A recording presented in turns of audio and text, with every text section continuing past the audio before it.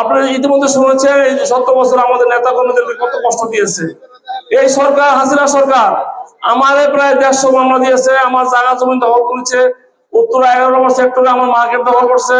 এই এলাকার যে আওয়ামী লীগের নেতারা ছিল আমার জায়গা জমি দখল করছে। আপনারা অনেকে আমার সবাই জানার কথা, যেহেতু আমি আপনাদের সন্তান, আপনারা আমাকে চিনেন।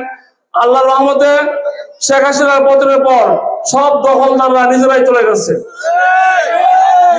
আমি আপনাদের মধ্যে আহ্বান রাখবো, শেখ হাসিনা যে অন্যায় করেছে, মানুষের প্রতি জুলুম করেছে, মানুষের জায়গা জমি দখল করেছে, আজকে এই স্টেজে যারা আছেন আমাদের নেতাকর্মীরা আপনাদের প্রতি আমাদের আহ্বান থাকবে, আপনারা শেখ হাসিনার মতো ভুল যেন আমরা না করি।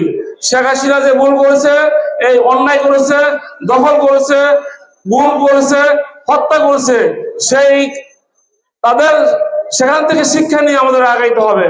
আমাদের দেশটা বলেছে তৃণমূলে যেতে, দেশের মানুষ, সাধারণ মানুষের কাছে যেতে বলেছে।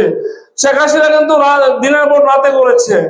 আমরা যদি তৃণমূলে যাই, দেশের মানুষের খবর